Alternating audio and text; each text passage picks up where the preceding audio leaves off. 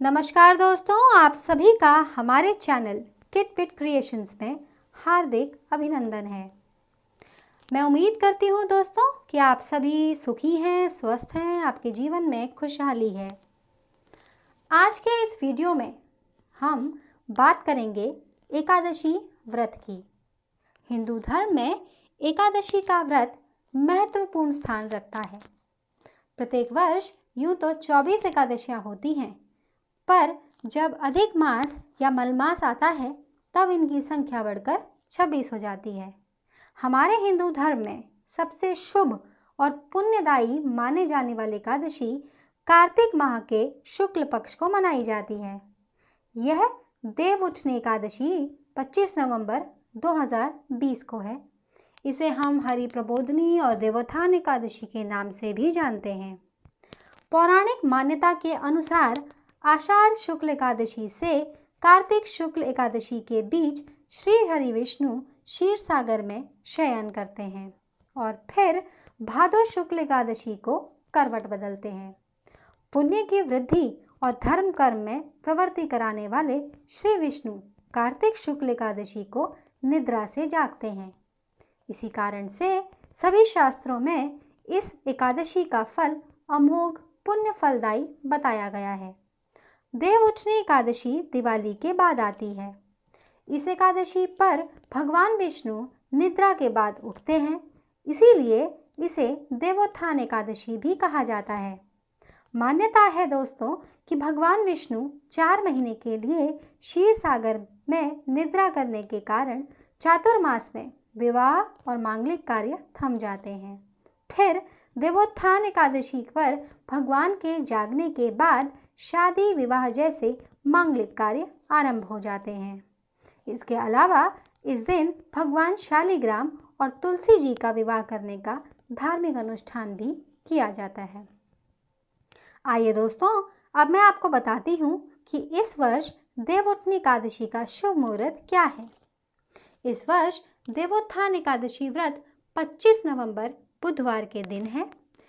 हिंदू पंचांग के अनुसार 25 नवंबर 2020 को एकादशी तिथि दोपहर 2:42 से लग जाएगी। वहीं एकादशी तिथि का समापन 26 नवंबर को शाम 5:10 पर हो जाएगा। आइए दोस्तों, अब सुनते हैं इस व्रत से जुड़ी कथा। हिंदी पंचांग के अनुसार यह कथा इस प्रकार से है। एक समय एक राजा था। उसके राज्य में सभी एकादशी का व्रत करते थे। एकादशी के दिन पूरे राज्य में किसी को भी अन्न नहीं दिया जाता था। एक दिन एक व्यक्ति नौकरी मांगने के उद्देश्य से राजा के दरबार में आया। उसकी बातें सुनने के बाद राजा ने कहा कि नौकरी तो मिल जाएगी, लेकिन एकादशी के दिन अन्न नहीं दिया जाएगा। नौकरी मिलने की खुशी में उसने राजा की बात मान ली। एकादशी का व्रत आया, सभी ने व्रत किया। उसने भी फलाहार किया, लेकिन भूख नहीं मिटी।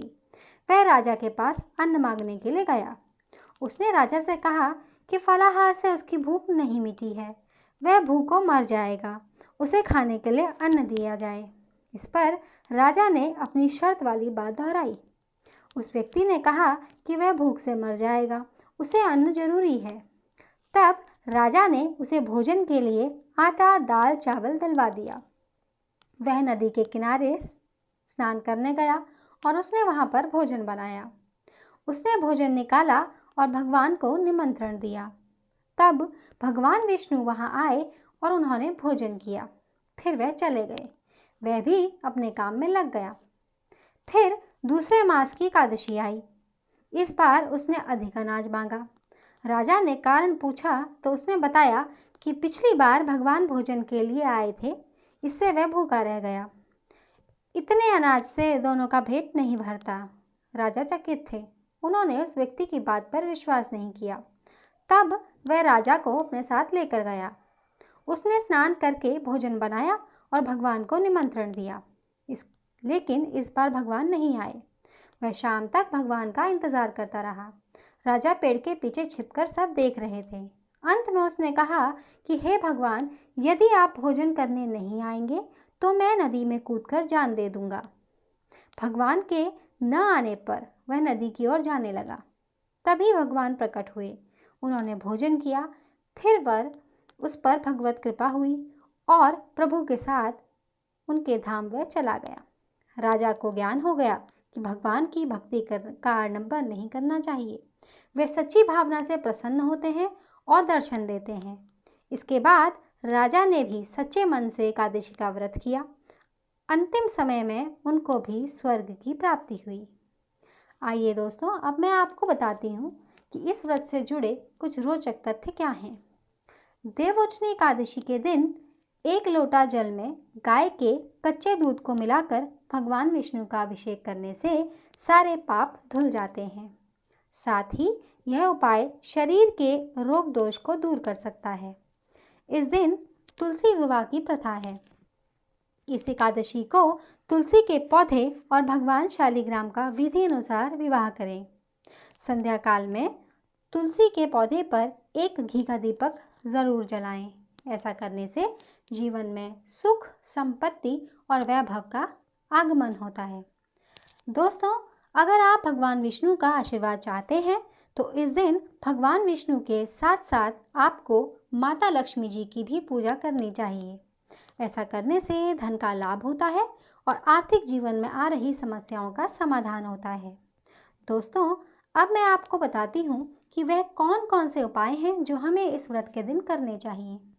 देवउठनी एकादशी के दिन भगवान विष्णु की प्रतिमा के सामने दीपक अवश्य जलाना चाहिए। देवउठनी एकादशी के दिन आपको सूर्योदय से पहले उठ जाना चाहिए। देवउठनी एकादशी के दिन भगवान विष्णु के नाम का कीर्तन भी करना चाहिए। देवउठनी एकादशी के दिन यदि हो सके तो निर्जल व्रत रखना चाहिए। देवउठनी एकादशी के दिन आंवले का सेवन करना चाहिए।